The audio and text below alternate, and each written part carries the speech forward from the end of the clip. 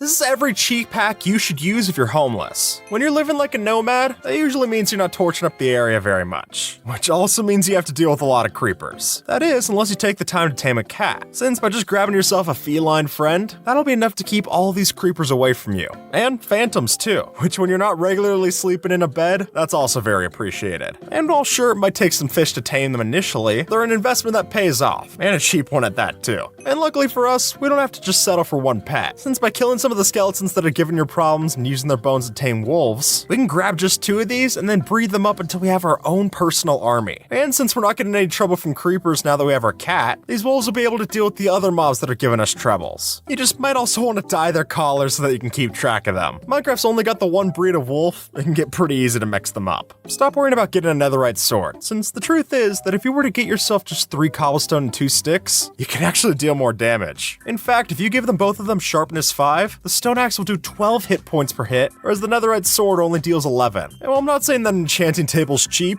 I will say it's a lot cheaper than a netherite sword, especially one that's also enchanted. So as long as you keep your distance from mobs and attack when your cooldown's gone down, I think you'll find this will be plenty well for you, especially on a game. When you've got a bed but you don't have a house, it can be tough to place it down without having monsters nearby. That is, if you're on land. Since strange as it may seem, if you take your bed and place it at the bottom of a body of water, then as long as there's no drowns nearby, you'll actually be able to sleep down there just the same. And none of the hostile mobs that were chasing you on land will be able to follow you down there. So then when you wake up and swim to the surface, you'll arrive with a whole bunch of zombies and skeletons burning in the air, which is all the reason that you should turn your bed into a riverbed, or at least place it on one. Sand is a useful resource, but digging up that sand is a tedious chore. So to solve that, don't waste your time or your shovel mining sand, since the truth of the matter is that if you just place down a single block of TNT, you can easily collect a stack or more of sand with each explosion. And especially if you happen to cross a shipwreck chest or one of the structures like a desert temple, you'll have plenty of TNT anyways. So this will be a worthwhile trade-off. Instead of wasting your time to set up a furnace and getting the fuel to smelt your food, if you just carry around a sword and a flint and steel, you can get it done just the same. And with just that extra step of setting them on fire, we can one-hit kill it and get ourselves perfectly cooked pork chops and steak. There's a reason that speedrunners do this. And not to mention that once you get fire aspect on your sword, doing this is even easier. And you won't have to wait the 20 seconds per cooking each pork chop when you have it ready. Finding your way back out of a cave can be tough. And while leaving a path of torches is definitely possible, that's also burning through quite a bit of the coal that you're going down there to mine in the first place. So instead, silly as it may seem, we should actually bring down a snow golem. Now, hear me out. If you tie one of these to a lead, then we can drag it along and essentially create snow layers as a path to lead us right back out of the cave, which would be incredibly useful if you're mining so long that your pickaxe breaks down in the caves. Because while you can always dig up to get out of a cave, that's a lot tougher to do when you have nothing to dig with. And plus, the snow golem will also be able to throw off some snowballs and maybe keep some other mobs away from you down in the caves, giving you both a getaway and a ride or die.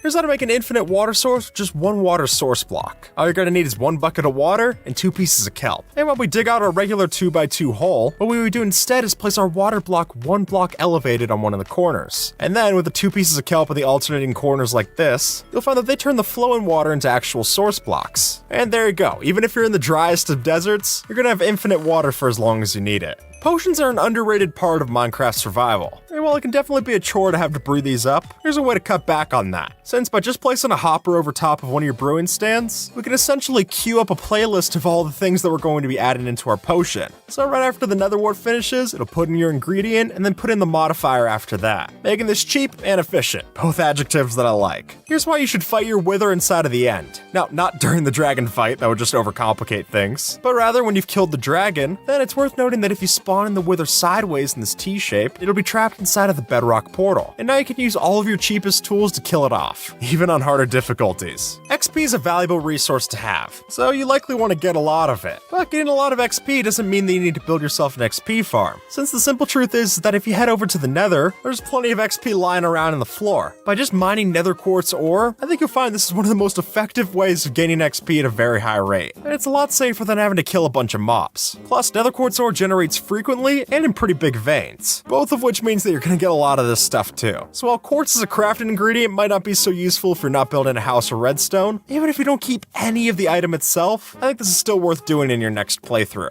If you need a lot of blocks fast, dirt is a good go-to. It's easy to dig, and it doesn't burn up like leaves and other things. But you don't have to worry about getting an overpowered diamond shovel to be able to insta-mine this. Since the real truth is that if you just have a stone shovel enchanted with efficiency 4, that'll be fast enough to instantly mine grass, dirt, and sand. And while sure, the durability is nothing to write home about, you have to remember that we're homeless, so we don't have much of a home to write back to anyway. And that could still get you plenty of dirt that you would actually need, especially for when you need to bridge in other dimensions. Or you could use that same stone shovel with that snow golem to get a lot of blocks that way. And even if your stone shovel's unenchanted, you'll still be able to instantly mine all of the snow layers at its feet to get constant snowballs for making snow blocks. But keep some of those as just snowballs too, since instead of using fire resistance potions or a bow to kill a blaze, this is actually a rare case where our snowballs can do quite a lot of damage. And if you carry enough stacks of 16 of these in your inventory, you can clear out a nether forges pretty quick, and get all the blaze rods that you would need to beat the game. And if you don't want to worry about carrying around blocks at all, then it's worth mentioning that with just 2 buckets, that's all the blocks for pillaring that we ever need. Since with 2 buckets of powdered snow and a pair of leather boots on your feet, we can place them both on top of the other, and then take the bottom one and then move it to the top. Repeat as much as you want, you can instantly scale up hundreds of blocks without having to have hundreds of blocks on hand. Instead of crafting a new bow every time they need a dispenser, it's worth mentioning that in recent updates, you're actually able to craft them with bows that have as little as 1 durability point left. And that way you can save resources and recycle those old bows that you're getting from skeletons. Put the string to better use, like a fishing rod. Since just one of these, we can easily kill ghasts. As iCraft MC shows off, we're able to grab the big hitbox of the ghast and pull it right back down to our level. At which point, it does not take very many hits with a sword or axe to kill this thing off. And if you want to make things even easier and quicker, just put the fishing rod inside your offhand, and you can dual wield your way to victory. And hold on to that fishing rod when you go back to the overworld, since if it's raining, you've got the perfect opportunity to get yourself a bunch of loot and food. Since fact of the matter is, if you fish outside, that's already a benefit for fishing. And then when it's raining, that goes even higher. So even if you don't have fancy enchantments like Luck of the Sea or Lure on top of your fish rod, I think you'll find this does the job well enough to increase your rates. If you're trying to get a lot of leaves, then normally we would pick shears for that. But with that same 2 iron and a couple of sticks, I think you'll find that a hoe actually does the job much better. Now granted, you need to add Silk Touch to it, but even just having a hoe that's iron or above is enough to instantly mine through any leaves. Plus, you'll also find the hoe to be a useful tool for when you go down into an ancient city, or for even just grabbing hay bales on top of a village. Really, unless you're trying to get wool from a sheep, there's no reason to use shears instead of a hoe. It even has better durability too. Normally a night vision potion might seem excessive, but while you might not want to use one of these inside of a cave, you should try drinking one of these the next time you go to an ocean. Since with regular brightness settings, by drinking one of these, you can see straight through the ocean. And that gives you an easy, cheap way to find things like geodes, ocean monuments, and the real kicker, shipwrecks, which themselves can lead you to a lot of food, as well as a lot of buried treasure. And after finding enough of that, you won't have to worry about finding cheap hacks. You'll be pretty well to do. Since with just a few of these shipwreck maps, we can get ourselves the diamond tools without ever having to touch a cave. And then if you mix the diamonds that you're finding from these loot chests, as well as the obsidian that you might get from something like a ruined portal chest, you can have yourself a fully functioning enchanting table, and that way you can have fortune enchantments for when you actually want to go down strip mining. After all, if you're gonna do something, might as well do it right. Let's face it, rails aren't cheap. So instead of spending all of your iron ingots on just getting a couple of these, I think you'll have a much better time if you just take the time to mine some of these when you're down in a mine shaft. That way we could save our iron ingots for where they actually matter. Now, we've talked in the past about using moss as a way to clear through deep slate, and that's still true. With bone meal and a stone hoe, you can eviscerate the depths. But I want to add on another reason for why you should try this. Since while the moss is able to convert deep slate, it can't convert the ores. And just at that little sticking point, we're able to find the ores that might have generated down there much easier, which is great for diamonds, considering that those have a higher chance of generating underneath other blocks anyway. So when you can instantly mine away the blanket that the diamonds are sleeping under, that'll be a lot better for your time and for your pickaxe. And not to mention that just moss by itself is a really useful block. And as soon as we get our hands on this from something like a shipwreck chest, that gives us an easy path to have 10 new unique items that just come from one single block. Things like azalea and its variants, as well as oak wood, leaves, hanging roots, rooted dirt, all of that, just from one block.